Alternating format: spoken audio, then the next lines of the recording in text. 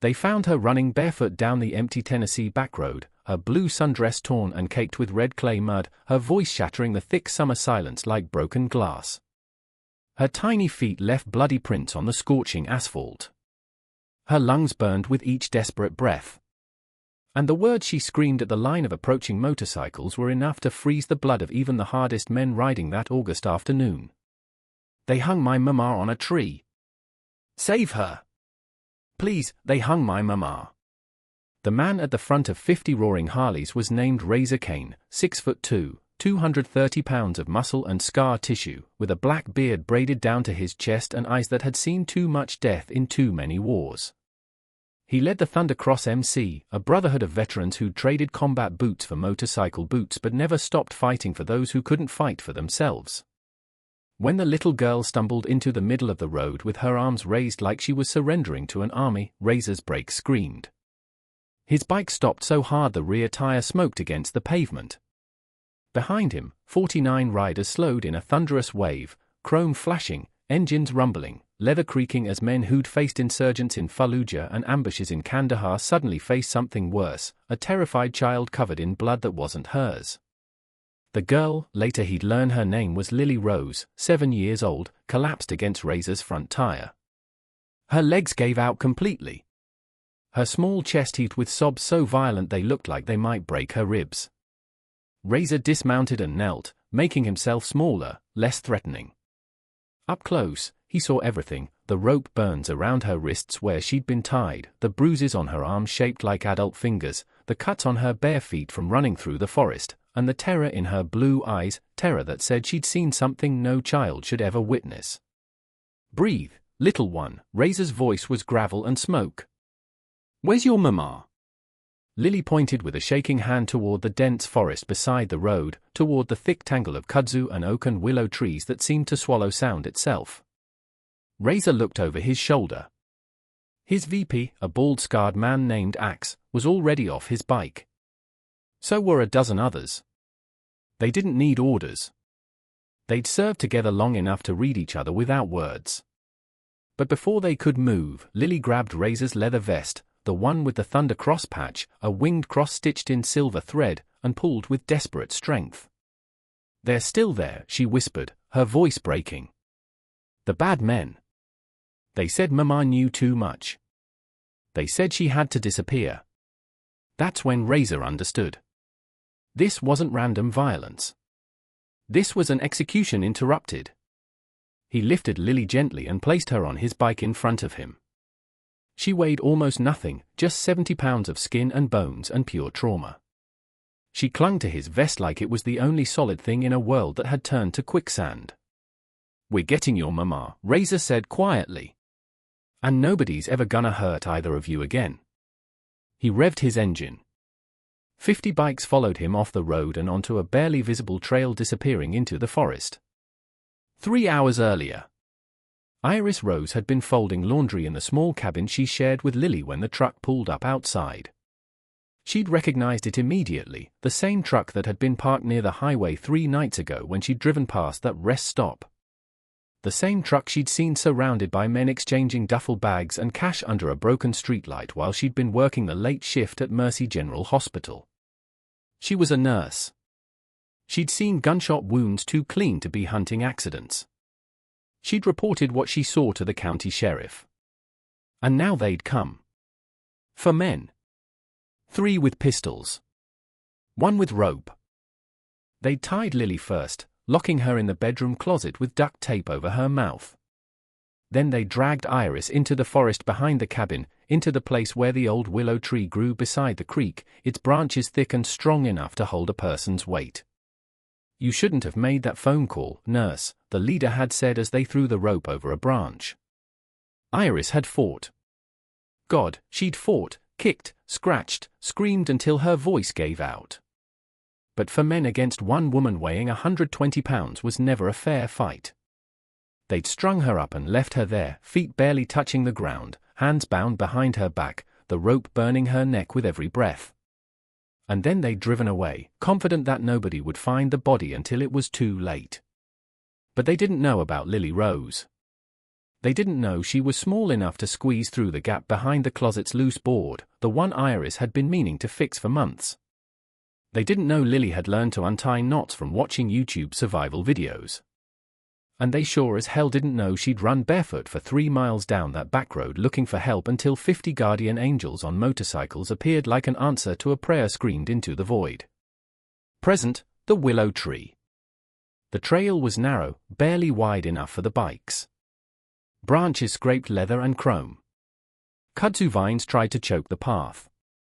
But the Thundercross riders pushed through like a mechanized storm, engines roaring defiance at the forest trying to hide what it had witnessed. Lily guided them with trembling points of her small finger. There, past the creek, the willow.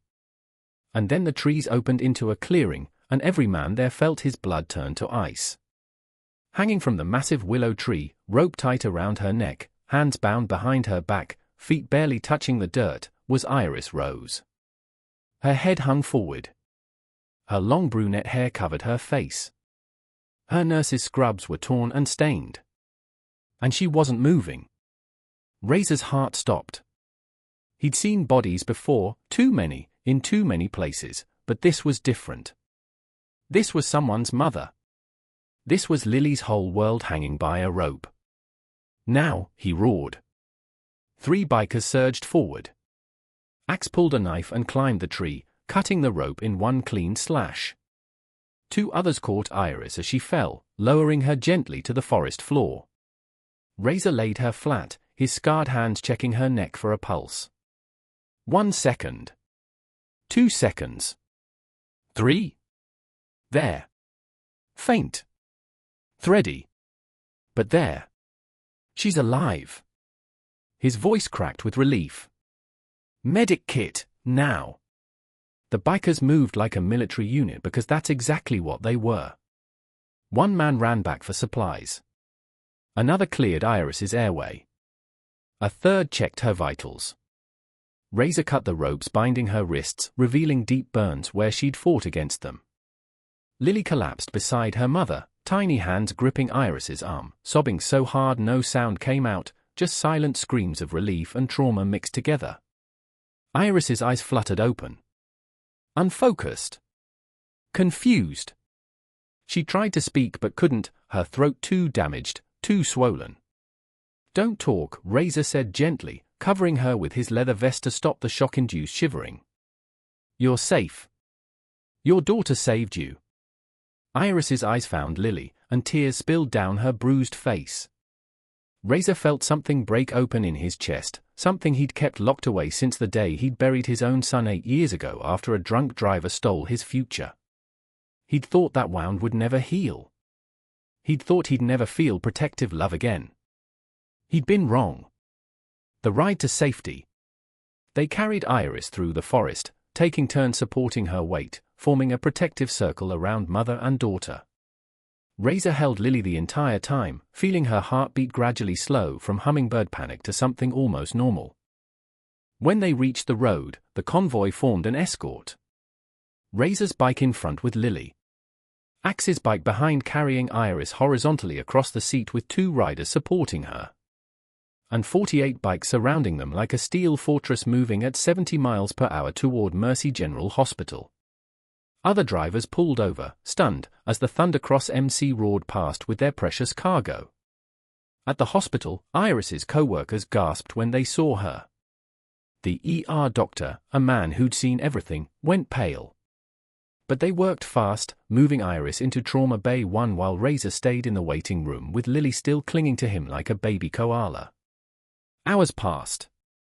The sun set. Bikers filled every chair, every corner, standing guard like wolves protecting their pack. Finally, the doctor emerged. Exhausted. But smiling. She's going to make it. Damaged trachea, severe bruising, dehydration, shock, but she'll recover. Lily burst into tears, relief flooding out in heaving sobs. Razor held her tighter, his own eyes burning with emotion he couldn't name. The Thundercross MC didn't leave. Not that night. Not the next day. They took shifts guarding the hospital, engines idling outside like loyal hounds keeping watch. Razor made sure Lily had food, clean clothes, and a place to sleep. When she refused to sleep alone, he sat beside her cot until exhaustion finally took her. And while she slept, Razor made a phone call. Not to the police, he didn't trust them. The sheriff Iris had reported to had done nothing. But Razor knew people. People who knew other people. People who could find 4 men in a pickup truck who thought they'd gotten away with murder. It took 48 hours. The bikers found them at a roadside bar 30 miles away, drinking, laughing, celebrating like they hadn't just tried to hang an innocent woman. Confrontation. 50 motorcycles pulled into that bar's gravel lot at sunset like judgment arriving on chrome wheels. The 4 men saw them coming. Saw the thunder cross patches. Saw the murder in 50 pairs of eyes. They tried to run. They didn't get far. Razor walked up to the leader, the one who'd thrown the rope, and grabbed him by the collar with one massive scarred hand. You tried to hang a nurse and traumatize a 7-year-old child. The man stammered, terrified. We didn't. Shut up. Razor's voice was ice. Here's what's going to happen. You're going to walk into that sheriff's office and confess. Every detail. Every name. Every reason. And if you don't, he leaned close, his black beard brushing the man's ear. 50 of us know where you live. Where your family lives. Where you sleep at night. And we don't forgive. We don't forget. Do you understand me? The man nodded frantically. Say it. I understand. Good. Razor shoved him toward his truck. You've got 1 hour. If you're not at that sheriff's office confessing, we're coming back. And next time, we won't be this nice. The 4 men drove away, tires squealing. Razor never saw them again. But he heard they'd confessed everything, the drug operation, the threats, the attempted murder. They got 20 years each. Justice wasn't always served in courtrooms. Sometimes it came riding on Harleys. Recovery. Over the next 2 weeks, the Thundercross MC became fixtures in Lily and Iris's life. They repaired the cabin, fixing the broken door, replacing windows, installing a security system that would make Fort Knox jealous. They filled the kitchen with groceries. They made sure motion sensor lights surrounded the property. And Razor? He visited every single day. At first, Iris was wary. She'd been saved by strangers who looked like they belonged in a crime drama. But Razor was patient. He brought Lily coloring books. He taught her how to braid rope, ironic, but therapeutic. He sat on the porch and talked to Iris about nothing important, weather, motorcycles, her nursing stories. Slowly, the walls came down. Why are you doing this? Iris asked one evening as they watched Lily play with Axe's dog in the yard. Razor was quiet for a long time. Then, I lost my son 8 years ago. Drunk driver. He was 9, not much older than Lily. Iris's eyes filled with tears. I couldn't save him, Razor continued, his voice rough. But I could save you. And maybe that's enough. Iris reached over and squeezed his scarred hand. It's more than enough. You gave us our lives back. 6 months later, epilogue. The Tennessee winter was mild that year, bare trees against blue skies, frost melting by noon. Razor pulled his Harley up to the cabin and cut the engine. Before he could even dismount, Lily came running, blonde hair flying, blue eyes bright, wearing the tiny leather vest the club had made for her with honorary Thunder Cross stitched on the back. Uncle Razor! She launched herself at him, and he caught her mid-air, spinning her around. Uncle Razor had started as a joke. Now it was just truth. Iris stood on the porch, arms crossed, smiling. She'd gained weight, healthy weight, the kind that came from not living in constant fear. Her bruises had faded. Her voice had healed. And the nightmares? They still came sometimes. But now she had a phone full of numbers, 50 bikers who answered on the first ring no matter what time she called. "You're late," Iris teased as Razor set Lily down. "Bike trouble," he lied. Actually, he'd been shopping, buying the bicycle Lily had mentioned wanting for Christmas. They ate dinner together, Iris's homemade lasagna, Lily's non-stop chatter about school, Razor's quiet presence filling the spaces that used to be haunted by fear. After dinner, Lily fell asleep on the couch mid-sentence, exhausted from talking. Razor carried her to bed and tucked her in, smoothing her hair back from her forehead. When he came back, Iris was waiting on the porch with 2 cups of coffee. They sat in comfortable silence, the kind that only comes from shared trauma and hard-won peace. "She asked me something today," Iris said softly. "She asked if you were going to be her new daddy." Razor's coffee stopped halfway to his lips. "What did you say?" Iris looked at him, really looked at him. This scarred, gruff, tattooed man who'd saved them, protected them, and never once asked for anything in return. "I told her, that's up to Uncle Razor." The question hung in the cold air between them. Razor thought about his son, about the hole in his heart that had never fully healed. He thought about Lily's laugh. About Iris's strength.